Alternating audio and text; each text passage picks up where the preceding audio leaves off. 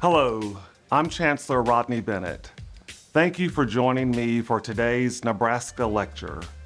Since 2003, this distinguished lecture series has elevated some of the University of Nebraska-Lincoln's most notable scholars, researchers, artists, and thinkers. Faculty who live our university's land-grant mission every day and make a positive impact on our communities through their work. Committed to making Nebraska, our nation, our world a better place to live, our lecturers are experts in their fields devoted to mentoring and shaping future generations and solving the most pressing challenges our society faces. They truly embody the spirit of our flagship university's land-grant promise to Nebraska and the world. I am pleased to be able to share this distinguished lecture series with the broader Lincoln community and beyond. It is truly a celebration of our three primary missions of research, teaching, and service. And I'm so proud of our faculty's accomplishments and their dedication. Thank you to the Office of Research and Economic Development, the university's Research Council, and the Osher Lifelong Learning Institute for partnering to sponsor this lecture series. I hope you enjoy today's lecture.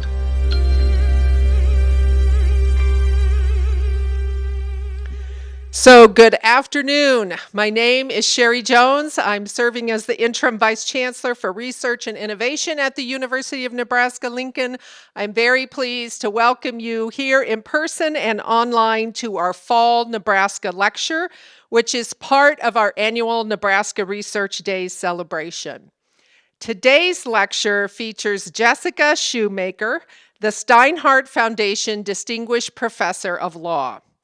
Professor Shoemaker joined the College of Law faculty in 2012 and has become recognized nationally and internationally for her work on adaptive change in pluralistic land tenure systems, as well as property law's power to shape the contours of human communities and natural environments.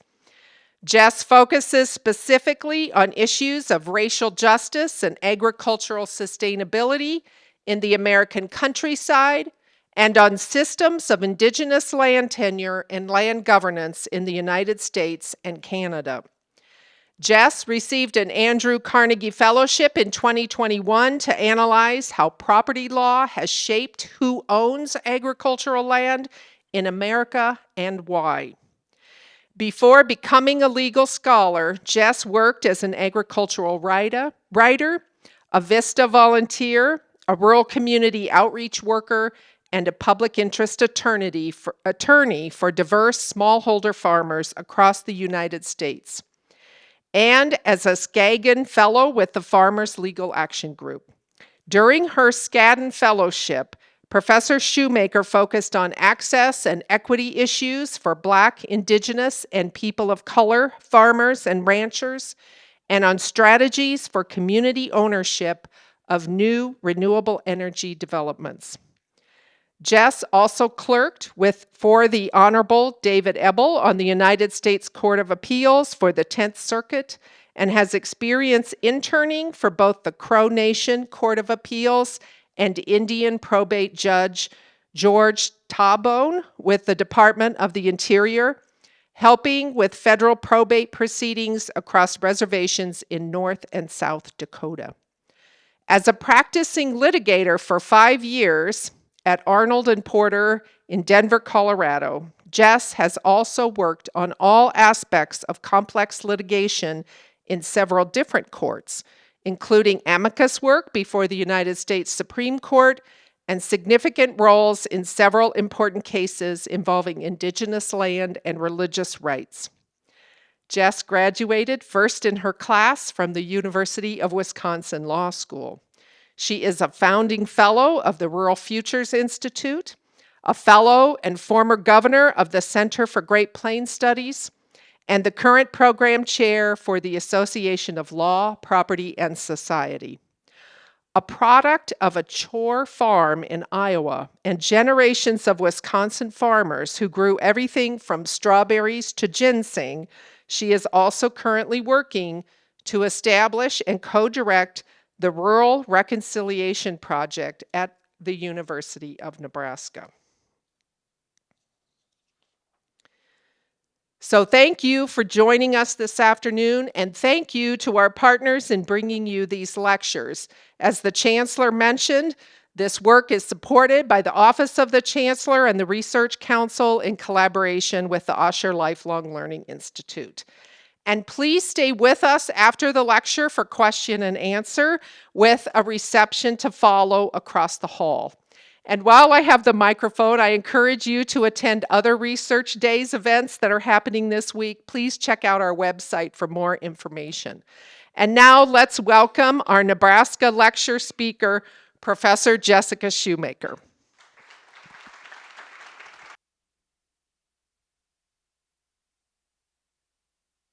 It working? Okay, thanks so much. As I choke on water, which that's a great way to start, right? Thank you so much. Thank you, Vice Chancellor Jones and the Office of the Chancellor, the Research Council, and all the many sponsors of the Nebraska Lectures series, as well as the real important work behind the scenes of the planning team. So Stephanie and Lisa and Mike and Dean, thank you so much. For making this all happen. And also Dean Richard Moberly, who I'm sure is why I'm standing here. So thank you very much. Lots of friends in the audience, which I'm really grateful for. So let me say that calling this the Nebraska lecture is particularly fitting because my work is very much embedded in and related to these particular Great Plains landscapes and Nebraska rural and agricultural spaces in particular, where unlike a lot of our neighbors to the west, we don't have vast expanses of public lands, but instead ours is a landscape very much informed by and shaped by private property and private property law. I will say in terms of roots, that intro already went pretty far back, but even further back, I actually went to first grade at Meadow Lane Elementary right here in Lincoln, so have a Lincoln roots. Lincoln has been important to me for a long time, but I did grow up mostly in Iowa, as you heard on what I jokingly call a chore farm, which was a small, mostly hobby operation that I felt quite certain as a child existed for the sole purpose of producing chores for us as children.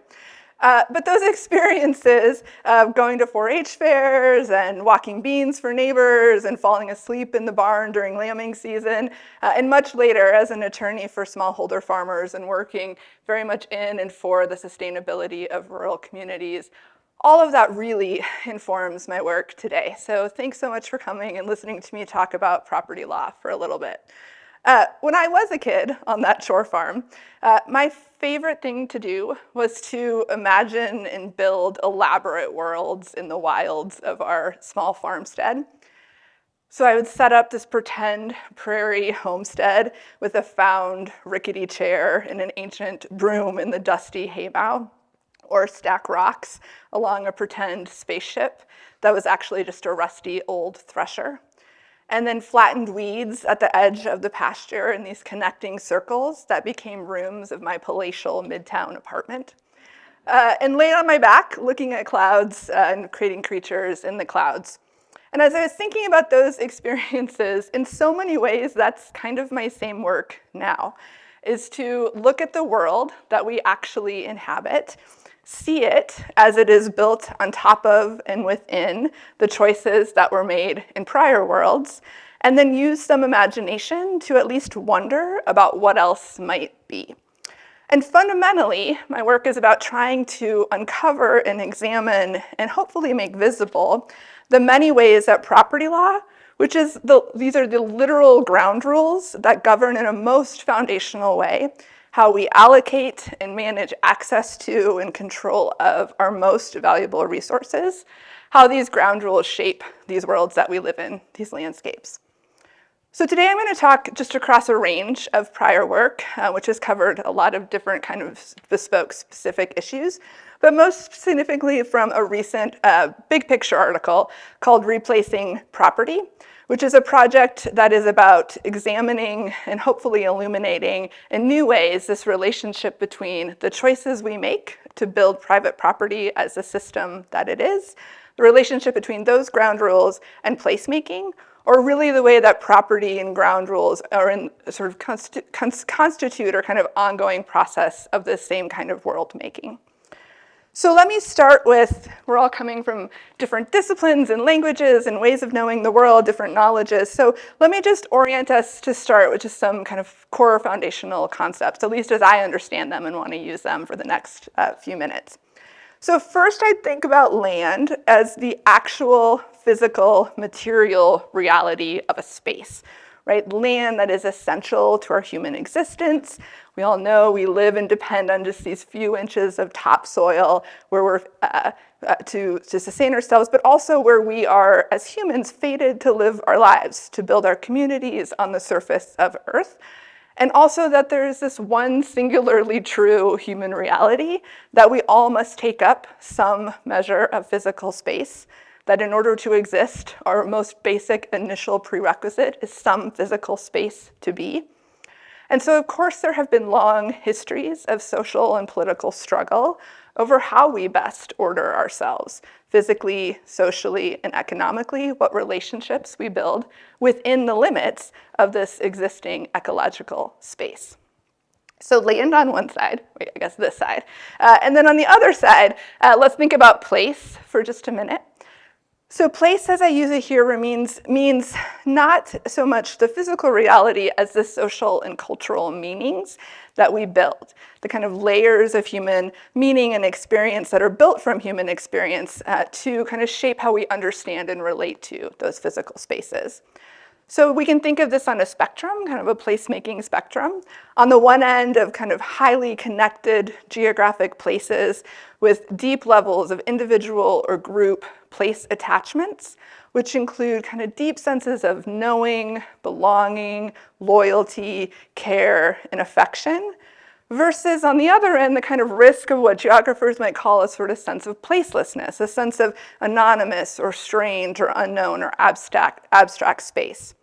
So we have land and we have place, and what I want to just posit is that in the middle is this thing called property, and that property exists as a human-created set of legal layers of state-enforced rights and responsibilities that exist over these resources. So property, importantly, is not the land itself. It's a thing that we as humans create on top of the land. And how we set those rules that legally lay over the land very much mediate not only who gets to exist and be where, but how land is used or occupied, or how land is not used or not occupied. And all of that, in turn, directly impacts the kind of placemaking that results. Now, let me also just pause to acknowledge that talking about property rights can come with a lot of preloaded emotion and power. There's something really deep in us that can get activated by the idea and experience of property rights. And I would just posit that that might be because we know deeply and intuitively how powerful and consequential these choices actually are. So my goal today for the next 30 minutes or so is just to encourage us to kind of put property in the center of the room, to pause and examine it and reflect on it and even maybe assess it, to think about what property is, how it's made, and really importantly, how the choices about property kind of fan out and impact the way we make places out of physical space and our social and physical relationships to those spaces. Now, I'm a law professor, so I've got one more caveat. And that caveat is that I'm going to talk about this people-place relationship, property-place relationship, particularly in the context of the American countryside today. But this property placemaking relationship exists across a range of diverse property contexts.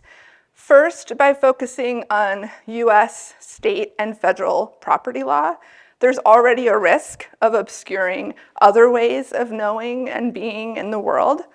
So indigenous dispossession is a sort of root of our American property system. We as a land-grant institution literally exist as built on top of past property systems and land relations for indigenous peoples who are here first. And also, by focusing on the countryside, I can obscure the urban contexts where property and placemaking is also particularly powerful.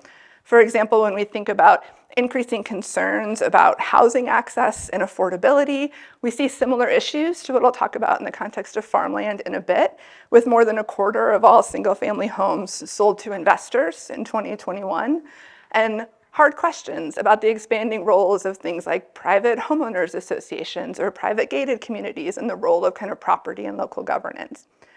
But I want to focus on the countryside for a few reasons. One, it's important, right? 75% of the American land mass, 15 to 20% of the population. It's also often overlooked, at least in terms of legal scholarship. So we know as law scholars that how the law falls differently in different places, and also that the law is often built with an urban normative assumption or baseline, a sort of sense of what works in urban communities or a focus on how the law fits in rural contexts or in urban contexts. So it's important to pause and examine this rural landscape as well, but it's also particularly valuable for this property and placemaking examination because it's about the power of property rights to shape identities and social relations and cause environmental change. And it's particularly visible in this rural context. I'd also note that across this sprawling landscape, at least for me, is particularly important because it's where a lot of our property origin stories start. So here's the plan. I'm going to try to cover 5 quick themes in the next 30 minutes or so. One, I'm going to try to situate property, just give a brief kind of further grounding in how property as a legal institution works, what it does and why it matters. I'm going to try to reveal a bit more about some of the property consequences or impacts, a couple of quick examples of how influential the choices we make about property can be. And then having already kind of laid out property as a set of choices, I'm going to just try to speed through kind of a couple of specific kind of pause moments to emphasize just how active this kind of ongoing process and how dynamic property actually is. Because property gets so embedded in the way we live our lives and the way we build our communities, it can come to seem almost like this thing that just is, like this thing that is natural and just exists in the world, kind of reified. But in fact, it's this thing that we build together, right? And that we build together on an ongoing basis. So I'm going to just pause to kind of try to highlight that. Fourth, I'm going to focus more on this Replacing Property article, which is a full work of property theory and placemaking and property logics, which, don't worry, I'm not going to cover that part for you, although I'm happy to chat in the Q&A. Instead, I'm going to try to kind of highlight some of this like placemaking or place attachment theory through one further example, which will focus on absentee investment in farmland and what that means for America's rural future. And then finally end on a note of possibility, imagining what property could be. So I'll say it's not my job to define what next adaptations should be, but I'll give a couple of international examples just to highlight some perhaps possibilities. I gotta remember to move slides. Okay, so let's start with the first of these themes. So the first is placing property, right? So step one, let's just situate ourselves. Property's in the room, let's figure out what it is. So property as an idea, when my students come to property, I think they bring with them this image, right? I think this is an image a lot of us bring with us to the idea of what is property. Kind of a keep out sign to the rest of the world, right? Fundamentally about an individual owner's rights to determine who goes in and who doesn't, and to exclude others from a physical space. Now, this is not just popular knowledge, this is also part of our kind of legal canon. So poor William Blackstone gets quoted all the time for saying that property is this absolute dominion over a space. He said more complicated things than that, but that's what we quote him for. And this kind of idea about property being about an individual owner's set of rights is real powerful, right, and really important. It's about an individual's freedom, about the kind of incentives for self-provisioning and self-sustenance and independence, about privacy, building identity, and the kind of core liberty of a space that is free from or more free from kind of government interference. So those kind of core individual owner rights are really important to how we think about property. But it's also true that that kind of vision of like an individual island with one individual owner excluding everybody else is very kind of more complex in the world, right? Because in fact, we don't live on islands. We live in this interconnected society and interconnected environment. And it's very much a matter of, we say in real estate, like location really matters. And location matters because what our neighbors do matters for how we use and enjoy our property, just like our use and enjoyment impacts our neighbors. This is also true legally. So if property was just about giving an owner an exclusive right to control a space, my job as a property professor would be so easy. I'd be done teaching property right now. But it turns out property law has been evolving for centuries and is much more notoriously complex and wide-ranging. It's not only about the rights of owners, but also about the responsibilities of owners. It's navigating complex questions about access rights of non-owners, whether that's crossing yards on a sidewalk or for emergencies, navigating boundaries where rights are relative and contested, and two neighbors might disagree about an ugly fence or a noisy air conditioner, and what the public can say too, whether zoning can control the color of my house or the location of your sriracha plant. So the legal definition is not that it's just so much about an individual owners, but legally we would say property is a system that navigates social relationships around the resources that we value. So it's not just about an owner, it's not just about exclusion, it's about these complex relationships, how we relate to each other around the stuff that we care about. Now, what I want to add to the mix, just briefly, is that it's actually not just about owners and non-owners either. So when we think about why we make the property designs that we make, part of it's about that owner and neighbor relationship, but there's also just quite a bit that's about structuring kind of how society much more widely works, how our social structures are built, how our politics are built, our economics, and our wider community as neighbors and citizens. So we'll just pause for a minute to consider a property alternative. This is my representation of feudalism in medieval Europe, which was, of course, an entirely different way to organize society, all achieved fundamentally through a different property system, right? A different set of land relations led to a different set of political, social, and economic structures. So king owns everything. You're born into your social place. At most, you might get a usufruct to use some property, but there's no market, there's no mobility, and there's no, at least in formal legal systems. And we have the system of real dynastic, repressive inefficiencies, at least in the formal kind of feudal structure. So in America, we built property intentionally to be anti-feudal, right? American property system is built to be opposed to feudal norms and instead to structure a different vision of democracy and economics and society based on, to start at its foundation, a ground rule, a different set of property systems. So homesteading is our kind of prototypical allocation model. I know there are historians in the room who will remind me that it's much messier and more complex than this in practice, but at least in sort of how we tend to kind of think about property right, homesteading is a big deal, particularly in Nebraska. Now, the idea of homesteading is that we will, in an egalitarian way, give anyone, especially if you're white and especially if you're male, exchange your labor for land. So it's not feudal, but instead a set of property rights that are highly alienable and alloidial, right? Not subject to the king, but kind of purely yours. And we'll create some kind of clever conditions in this homesteading system that will require homesteaders to live on property for 5 years, to make improvements on the property. And if they do those things and qualify, then they can get title. Now, consider here how different this builds the world than feudal medieval Europe, right? We're not in a fixed system of hierarchy. We don't have a king. We have a system of economic mobility, of positive competition, of alienability, where rights are not tied purely to inheritance, where you can access credit. And we learn a lot of things about property and what property is trying to do by just kind of thinking about this initial allocation. So one, we decide, American property system decides that land can be owned and it can be owned by an individual. We also decide who's going to get that ownership. We allocate this process of who's going to receive homesteads and who's not. And of course, it's important to acknowledge here as well that part of this is a real process of making real, of embedding the displacement of indigenous claims. law in the books, as I tell my students, is just law in the books until people enact it and make it real in real life. And homesteading was very much about this, right? Egalitarian on the one hand, but also a process of physical settlement in order to advance empire, to ensure the displacement of indigenous property relations. But for European immigrants, you could go from laborer to agrarian owner through property ownership. Now, note we also required this residency requirement, right? That was pretty clever. So the idea was we're actually going to make new communities. We're actually going to build new place relationships on the land. We're going to tie people, at least for a time, to build some place-based kind of knowledge and connection to the space.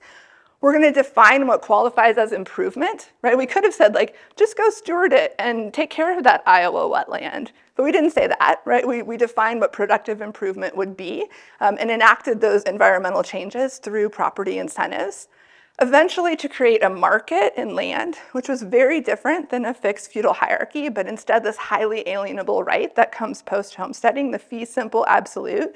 Sometimes in my class, I make my students do a walk-up song for fee simple absolute, and the hallelujah chorus just like plays in my head when I say fee simple absolute, even now.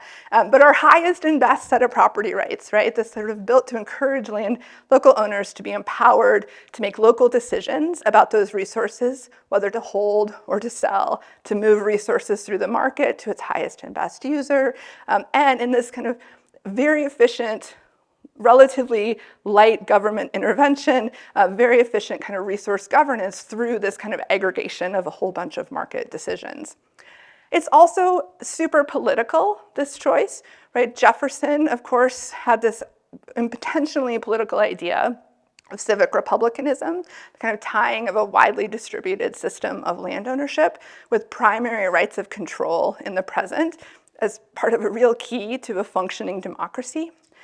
And then finally, notice that the way we allocate homesteads and the way we start private property here is through a deed from the government, right? And this is one of the kind of paradoxes of private property that I think it's worth pausing for just a moment on, which is that we think of property as very much about individual freedom from the government, but property very much depends on the government for enforcement and regulation and definition.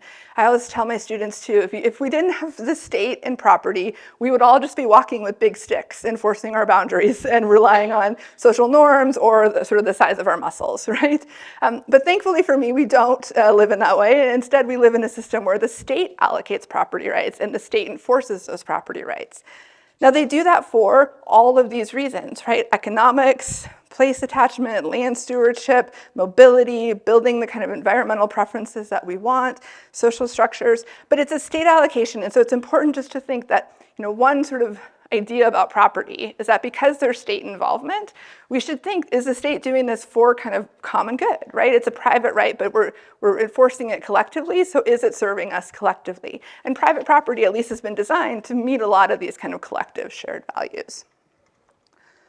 Okay, so part two, I'm going to try to very briefly just kind of highlight again, so more of these kinds of impacts of property. So on the one hand, we just did this with homesteading, right? We just see when we make the choice to go from not indigenous reciprocal relationships about land and not feudal medieval European relationships about land, but this kind of particular private alloidial fee simple title, we're making all sorts of choices that impact what America becomes, right? That literally structures the world that we build.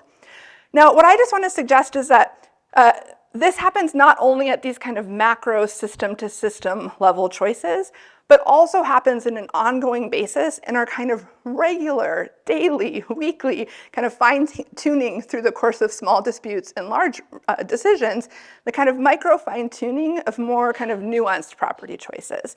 So the scope of an owner's right to use or possess their property, specific disputes about exclusion or access, or sort of what it means to be able to transfer your property. So I could pick any number of examples, but I promised that this talk was going to be about land justice, and so I thought I would just talk about two, and I'm going to try to be very brief, but happy to talk more in the Q&A. So one, and they're both property related. One is about thinking about indigenous economies and persistent patterns of poverty within the American reservation context. And also, too, I want to talk about the struggle of Black farmers in particular, particularly with patterns of really disproportionate land loss in the Southeast. Now, these examples have a lot of things in common. They're both stories of racial justice, they're both stories about land justice, but what I want to just suggest and perhaps uncover is that they're actually both stories about particular rules of co-ownership, right? Which may not be what we expect. So let me just walk through both of these. So first we'll start in the US reservation context where we typically, a lot of times students or others will just be really animated justifiably about histories of dispossession that got Indigenous people into these small reservations of former territories. What I want to just suggest is that there are really important property and land justice issues ongoing today, even within the boundaries of these existing reservations. And we know that through kind of a whole host of histories. But one thing that's particularly kind of telling, I think, about reservation economies and reservation property systems is that part of what becomes problematic for many, not all, but many Indigenous communities is that although reservations were promised as spaces of kind of pluralistic understanding and Indigenous self-governance, where Indigenous communities could continue to express their own land relations and property systems just in reserved territories, eventually, through an explicitly assimilationist agenda in the 1880s, the federal government said, actually, let's just assimilate Indigenous people and kind of hurry up this process. And so what tool did we choose? What most powerful legal tool did we choose when we wanted to social engineer the relationships of people to their communities and to each other and restructure economies? The answer is private property. So through allotments, the federal government wipes clean existing Indigenous land relations within reservations and allots to individual Indigenous peoples sort of quasi-private rights that have a bunch of restrictions attached to them. The story is much more complicated than this. I'm giving the quick version.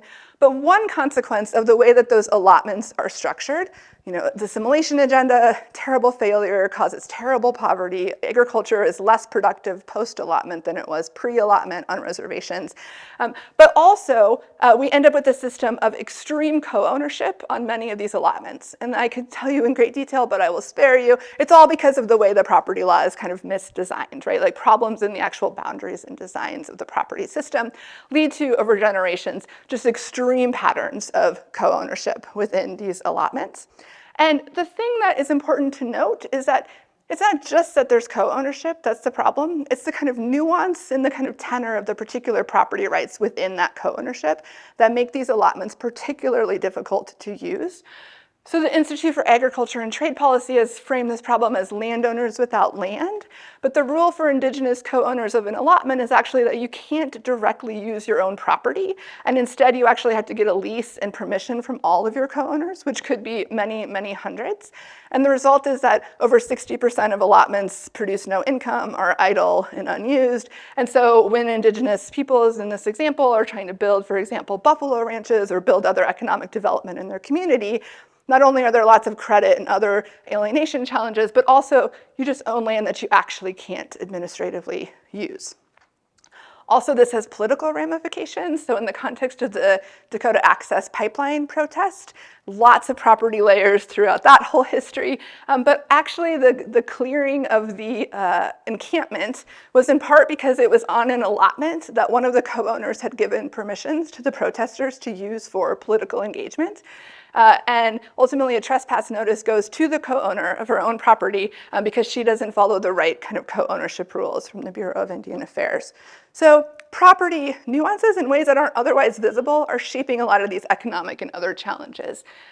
Lots of kind of political layers to just to kind of say that Indigenous people have or don't have over things like important pipeline protests. Let me talk now about Black farmers' land loss. We know that Black farmers in particular struggled to acquire something like 16 million acres of agricultural land post-Reconstruction. And that the experience of Black farmers for a whole bunch of reasons has been disproportionate, excessive, extreme land loss. And what I just want to highlight is that this, just like the experience of indigenous reservation poverty and economies, is not kind of purely natural or just happenstance, but is shaped by the ground rules that we set for these structures. Here, there's actually kind of a similar kind of uncoverable element of co-ownership itself. So it turns out that a lot of the Black farmers' land that is lost in various processes is actually jointly owned land that, like allotments, passed through generations to multiple generations of heirs. But here, the co-ownership rules are different. So in indigenous land tenure fractionation, the allotments are really extremely secure because the federal government kind of oversees everything, but then really unusable, right, in a way that really impacts economies. Now, off-reservation, in the context of heirs property here, we have kind of the reverse. There's no oversight, there's no federal government, there's no trust status. Property is so alienable that, in fact, any individual co-owner can initiate a partition sale, or a developer can knock on the door of an absentee heir who might not even know about this property, give some money, become a co-owner, and then they can initiate a partition sale, which has resulted in difficult to measure, but sort of all sources agree, a lot of Black land loss through kind of fire sales on courthouse steps. So what I just want to highlight is that both of these examples are examples of kind of property all around us, property having real impacts that we may not see at first glance, and we could, again, pick these across pipeline protests or public lands access or how our neighborhoods or blocks are built. But property's having a lot of consequence, right? It has these important kind of real ramifications. Okay, so if you're still with me, no one's left yet, so we're doing all right. So we've got property in the center as this more complex property institution than we started thinking. We've got property as a kind of thing that matters, right? That shapes the worlds that we live in. Now, the last thing I want to just rehash, and this is the speedy part, I just want to highlight through some more examples just how adaptive property actually is. So again, we can kind of think of it as like it just is and not as a thing that's actually being constantly renegotiated. So let me just offer some examples to kind of underline how often these renegotiations happen. So some we've already talked about, right? We saw allotment and the erasure of reservation property systems and the imposition of a wholly new property system for assimilationist purposes. We know that slavery was itself a horrible property system that, of course, has ended. Homesteading itself, the dispossession of indigenous people, right? All of these are kind of massive property transformations that occur. This is a suffrage picture, but it reminds me of the Married Women's Property Act, so just kind of go with me, right? But like at a time not that long ago, women could have at most a life estate or some rights that were underneath their husbands, right? And then Married Women's Property Act sort of slowly started to open the door to women even being able to own property at all. Actually, a whole history of racial justice and other kind of active protest movements that we tend to think of as that's like a civil rights movement, but it's actually a property movement or a property protest. So sit-ins at the Greensboro lunch counter, other demands for access to public accommodations, for racially neutral access to housing or other services. That's all about landowners saying, I have the right to exclude people based on race, and people responding via protest to say, your right to exclude does not include the right to exclude me because of my race, right? So sort of massive change that occurs through property sit-ins. Right to farm laws are really significant land reform that has happened across rural America in every state just in recent decades.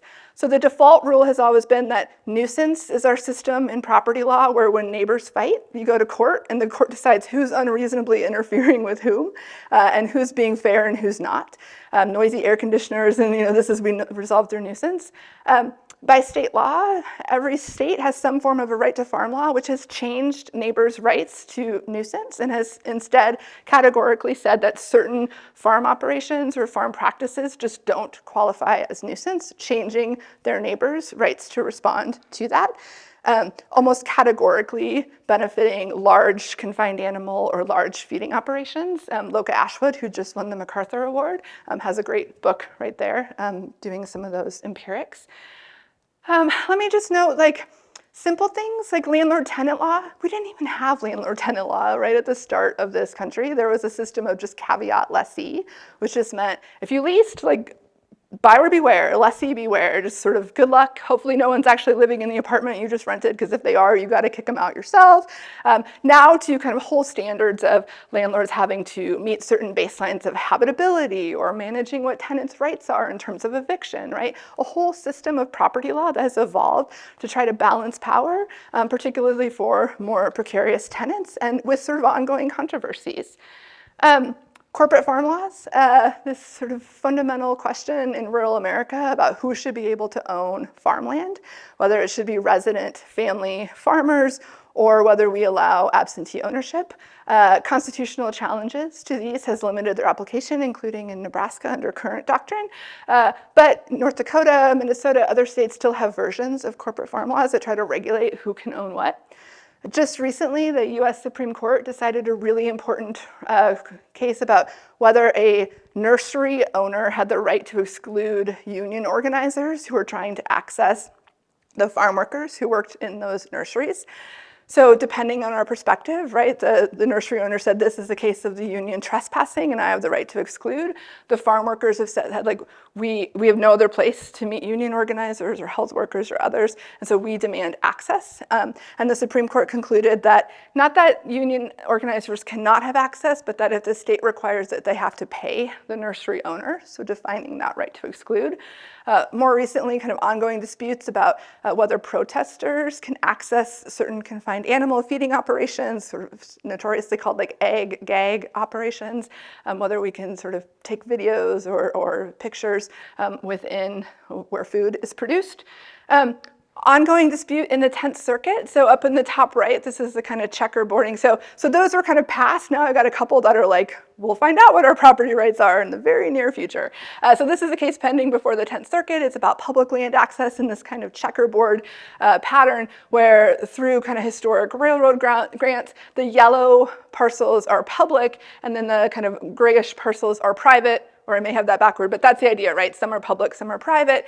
And hunters and other recreational users are trying to figure out how to access these checkerboard squares of public lands. And the private owners in the middle are saying, well, you don't have an easement or a sidewalk or infrastructure to do that. And so I'm sorry, like, unless you can somehow like defy physics, you're not able to access these public lands. So some hunters, of course, like when you're walking on the land too, right, like it all looks the same, but using kind of GPS and other technology, tried to cross over the corner. So said, I'm not gonna physically touch the private property, but my body will cross over the airspace, doing no harm, but cross what the landowner says is their private boundary. And so it's a question, right, of whether the kind of right to cross at the corner is included in our kind of collective rights or is in the private owner's right to exclude. And also, even in kind of ongoing cases about climate justice, I mean, property is everywhere, right? It's like my faculty friends who are here are like, this is what she's like at every faculty meeting, but property is everywhere. It's even in recent fights about climate justice. So if you have heard about the sort of Juliana case, the kids who sued the federal government for use of fossil fuels and said that the federal government, one of their kind of core claims was actually that the federal government was violating the public trust. The public trust is a property doctrine that is about what is kind of collective and cannot be privatized, and that the federal or the government has a duty to steward for all of us.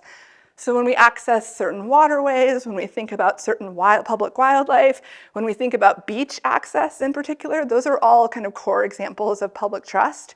And the claim here is that the atmosphere, the kind of clean climate, is also a part of the public trust, is kind of a collective property right. And the federal government, according to the kid plaintiffs, have violated their trust responsibility by allowing pollution to cause drastic climate change to their detriment.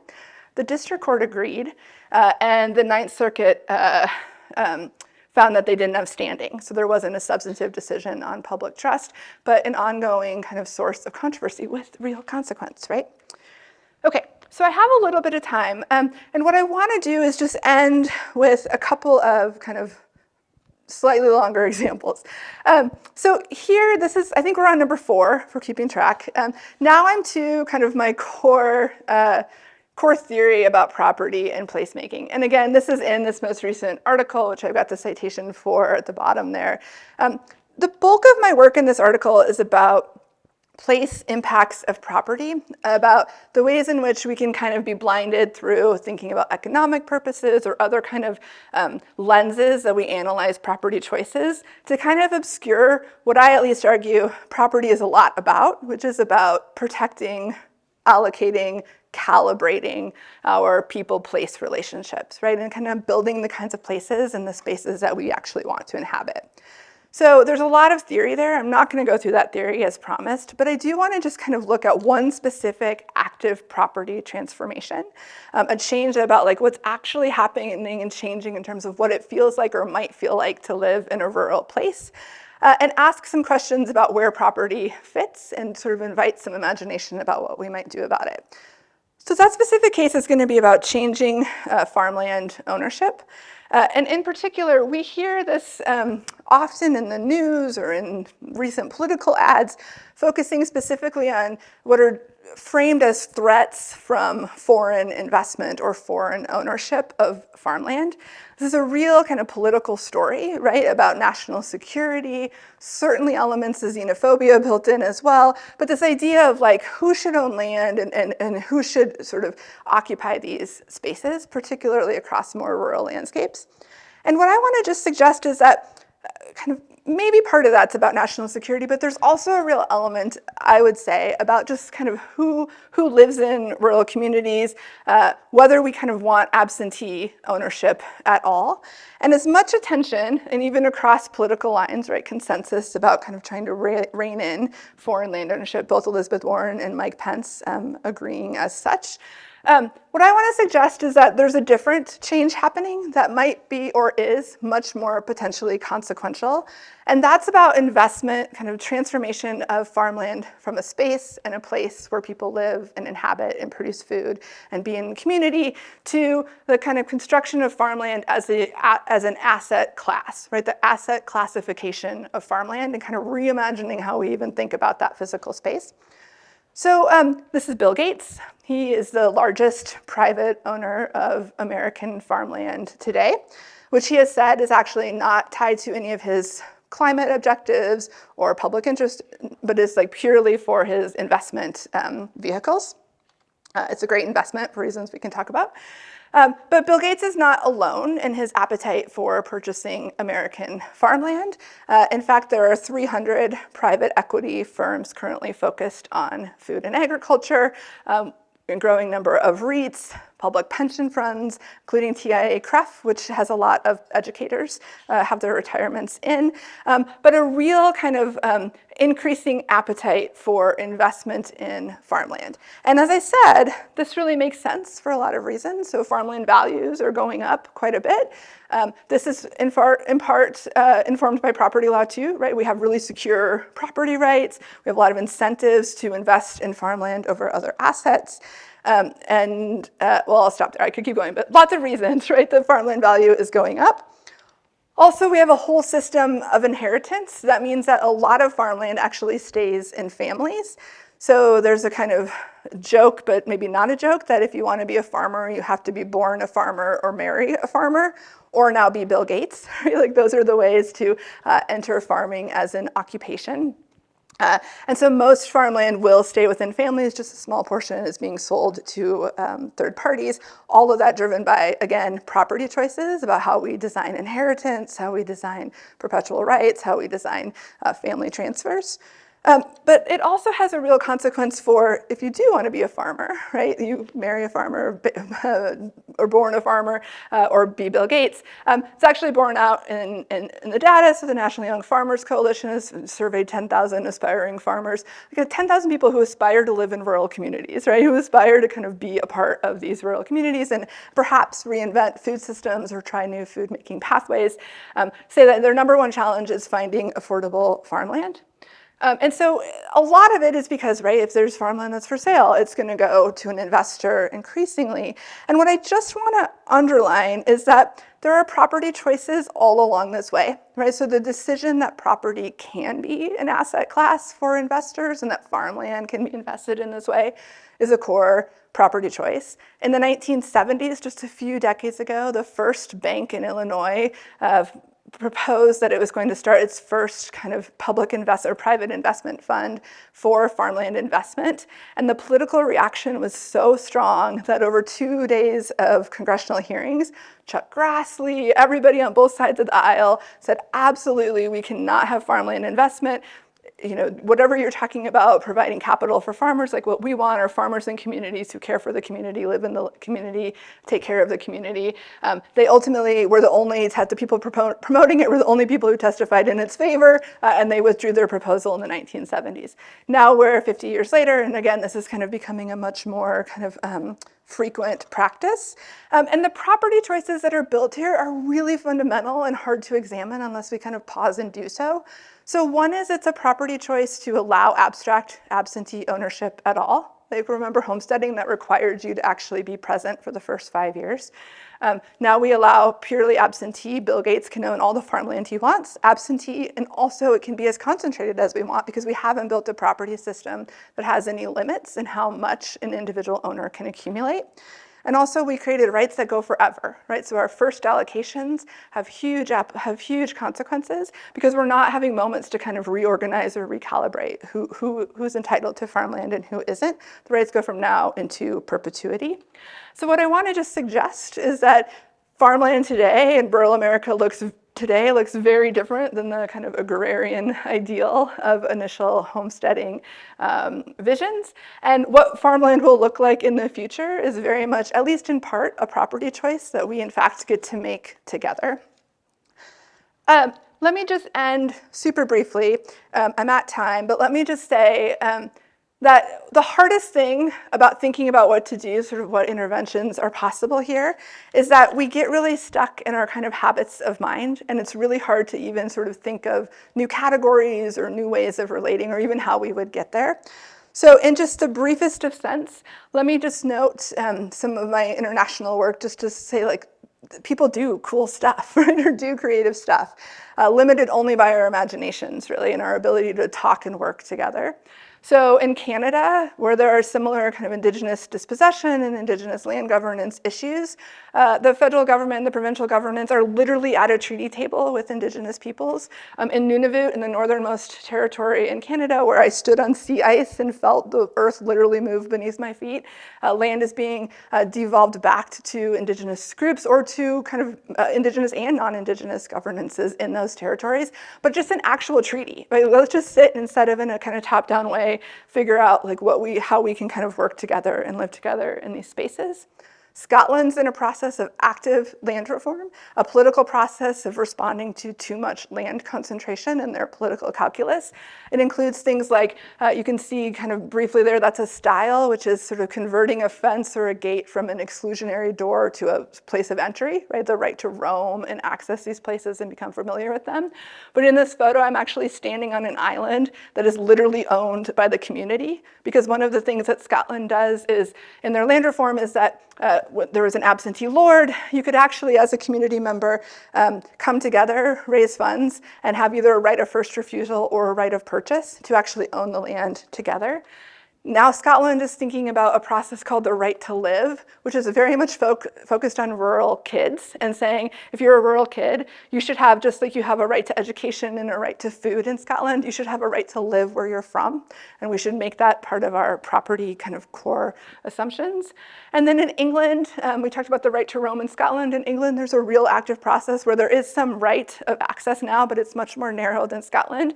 And so a real kind of active process of protest, right? We saw civil rights protests in US history, here kind of mass trespasses and real efforts to expand rights of access to nature through a political movement.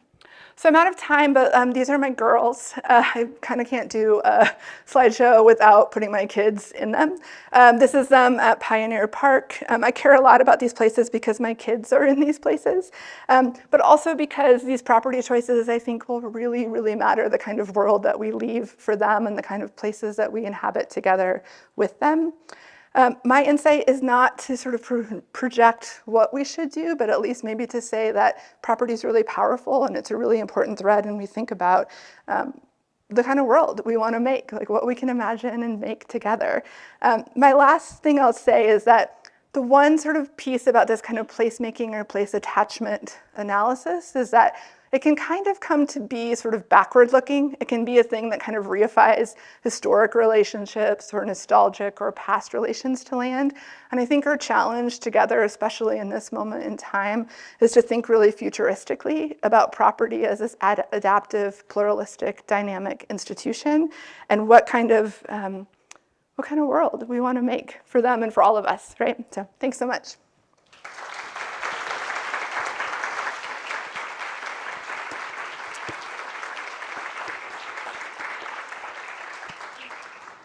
Thank you, Jessica. Really, really powerful presentation. We now have time for a few questions and answers. Becky will have a microphone that she will bring to you. So if you have a question or a comment, please raise your hand. I'm going to just get us started while people might be thinking a little bit. I don't know where to begin with questions. I'm just so enthused, and I have a lot of thoughts going through my head. So maybe I'll start with just a simple question. Does it need to be this complicated? It feels very complicated. Does it need to be this complicated? Yeah, I think that's a great point. So I have a project I'm working on now with a former colleague about farmland financialization in particular. And one of the insights I think from that work is that there's a tendency in the law to just kind of like add more law, right? Like let's just add more categories, or if we just kind of like tweak this little rule, maybe we'll figure it out. And at least what we're arguing in that piece is that that kind of like accumulation of more legal structures is actually kind of anti-democratic in ways that are surprising. So sort of new layers of financial regulation are unlikely to be the thing that reduces financial investment in farmland. It's probably going to make the people who are already really adept at those systems have an even greater advantage. So I do think that there's really critical kind of insights about just the importance of like simple interventions for democracy, right? The most democratic things are the things that are simple and easy to understand and easy to explain. That's why I'm really moved just personally about some of the movements around rights to roam or rights of access. It's like, let's just build a space where people can connect and interact with each other and know a place and care about a place. That's much more simple. It's not politically simple, but it's a simple idea compared to, well, if we change section F of the security, yes. So I don't know if that answers your question. But. Yeah, no, that's great. And I guess just on a personal level, what got you interested in property?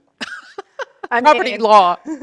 Yeah, I was not born thinking property law was fabulous and as interesting as I do now. I often tell the story that when I was in law school, so I came from having done kind of community organizing, kind of rural justice work, thinking I was going to work on child welfare issues. That was what was really motivating for me. And when I was in law school, I had, for those of us who are faculty or for those of us who are students, that transformative experience of an internship or an experience as a student. There was a flyer in my stairwell that said, "Who owns America? ? Apply here," or whatever. And I like stopped in my tracks and I thought, like, who owns America? Like, what a good, simple, but complex question. And that's why I ended up traveling to North and South Dakota and doing probates with Indian probate judge George Totbone, who I'm happy to say his name anytime because he was such an influential person in my life. And saw, particularly in the reservation context, just a really clear example of the ways in which property law was doing harm now, right? The ways in which property as a system was misunderstood, was overly complicated, and was just doing active harm in a way that I felt like this was a place where, for somebody who at least aspired to make a difference, it felt quite impactful. Fascinating. Questions from the audience? Please don't be shy.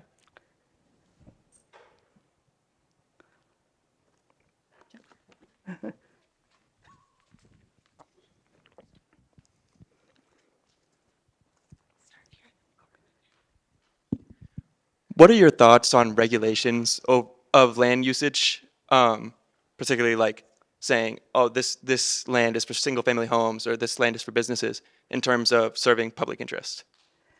Yeah, So the kind of public, I think you're talking about kind of public law, like zoning, land use planning, all of that.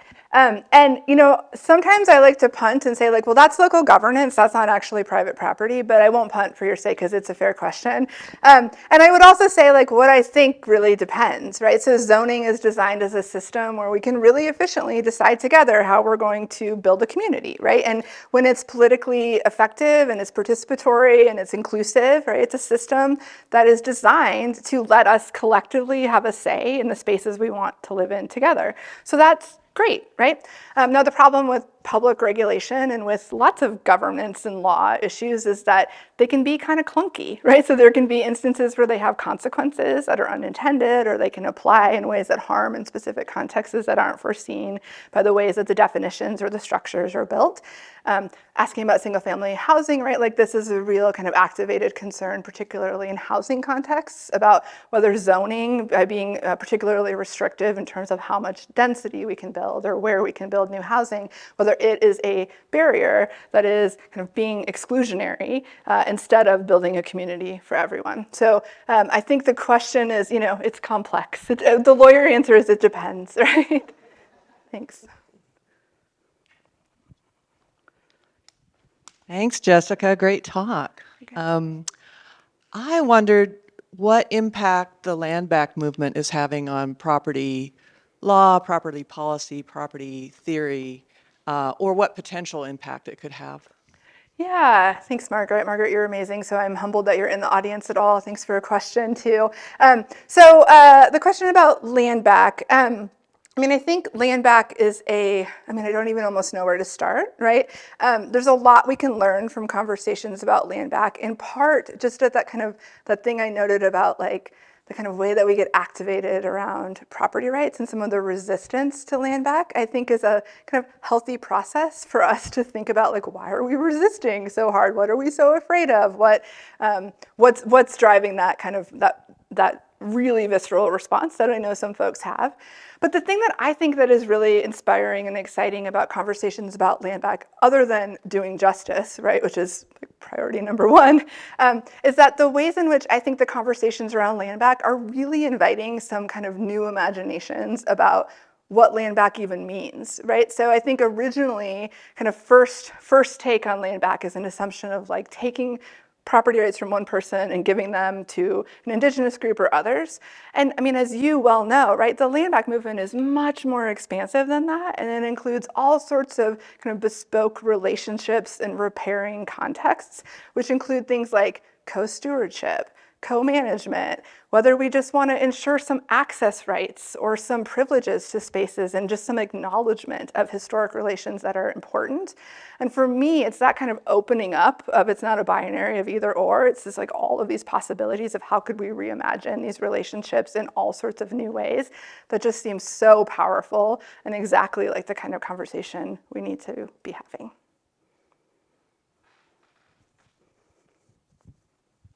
There's one up front.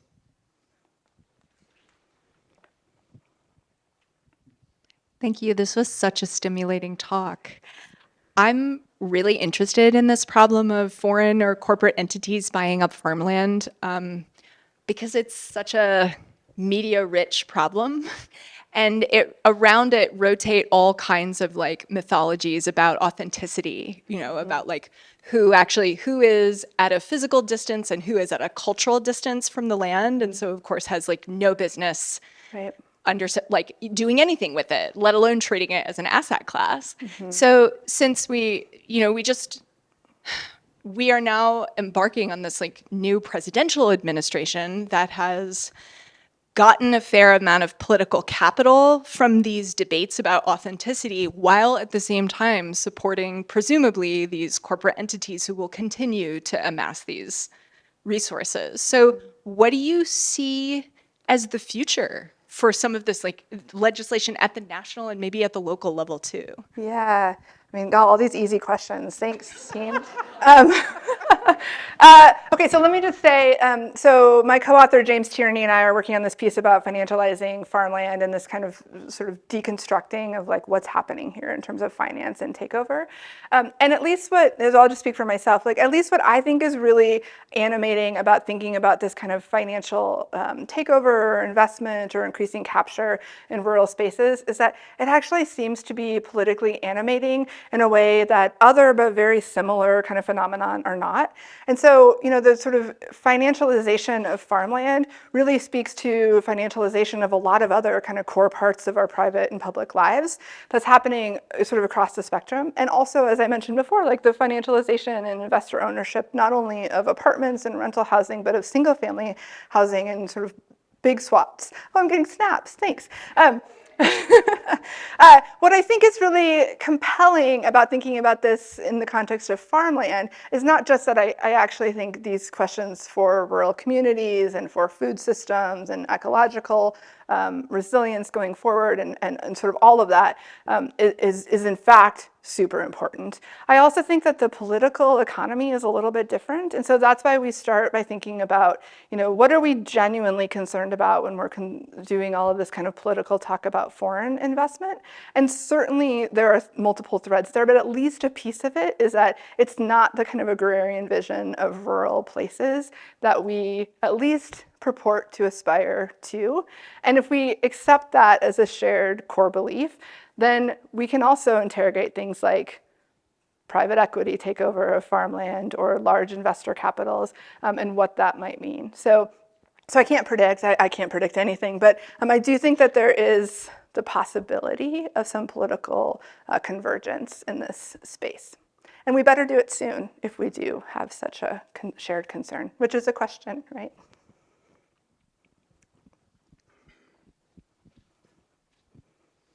A question that maybe continues on where you led off, at least what I was hearing.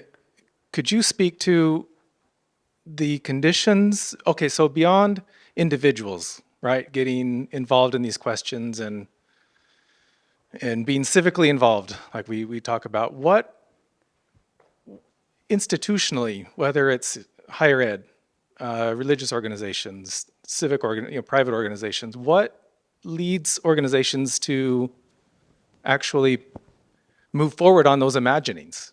And maybe it's a comparative look at, what's happening outside of our context. What would it look like to create the conditions that would lead to that type of mobilization that is kind of needed and that goes beyond just individuals? Yeah, absolutely. And I think so it's also an easy question, thank you. So I think you're really asking of like a theory of change of like, how do we actually get from imagination to reality? And I don't have all of the answers there, of course, because these are really messy systems with lots of cascading, unpredictable, nested effects. But I will say that part of it is the kind of animating politics, right? That there are kind of social movements that have been built, whether that's the Right to Roam movement in England or the kind of call for rights of communities to buy in Scotland or the Indigenous reconciliation process that's happening in Canada. All of that started from a groundswell of political sentiment and concern about ideas that were motivating. And so I think part of it is sort of finding what those ideas are and not sort of in an overcomplicated way, but like, do we care about a public trust claim in the climate? Do we care about the sort of future of rural communities and their economies? And if we don't, are we willing to live with the kind of hollowing out and the political alienation and resentment that we experience when we abandon these places? And so all of that is to say, it is a political project. I'm not a politician or a political activist. I can think through like the ways in which the law is motivating here, but it's building energy and movements around the specific values that matter. There are also legal institutional reforms that could make that process better. So for example, on the kind of corporate ownership of farmland, which like we can think different things about, right? There are benefits about scale and investment and liquidity and different things. But the reason that Nebraska's corporate farming law is no longer enforced is because of a federal constitutional ruling that said that it violated the Dormant Commerce Clause, which is about state versus federal rights. And there's in fact a real easy solution for that if we wanted states to be able to make their own local choices about who can own the land that's in their states. And that would be, federal endorsement of state authority. So the federal would just have to say, like, we agree, states can regulate this, we aren't going to stop you. And there is proposed legislation to do that. But that would reallocate the sort of locus of conversation in terms of where these things can happen. And the thing that I've learned from studying property adaptation in lots of different contexts is that kind of trying to prescribe a property system top down, kind of going to the land use planning question, basically never works, right? The thing that works is this kind of adaptive, just like any kind of complex adaptive system, is to like experiment at the local level, try different things. Sometimes we fail, sometimes they work, and then it kind of trickles up. So the more we can kind of devolve that to experimental, local, more kind of grounded action, I think more effective, whatever the result might be. Oh no, Steve Wilborn. Thanks, Jess. It was really a great talk. You focus so much here on land and place and real property. I was just wondering to what extent your ideas might translate to other kinds of property that's less placeless, say digital property or data property, things like that. Do your ideas translate well or not so well? Yeah. I would have to think more about that, Steve. So in replacing property, I very much frame it as about land. So, and a lot of my work is about the kind of exceptionalism of land and space, and that we should think about it as different. And one of the things that I've at least critiqued in other work is that we tend to kind of treat all land the same and have like one set of property rules for a lot of private property as we do for real property, but maybe we should actually like acknowledge that these contexts are different.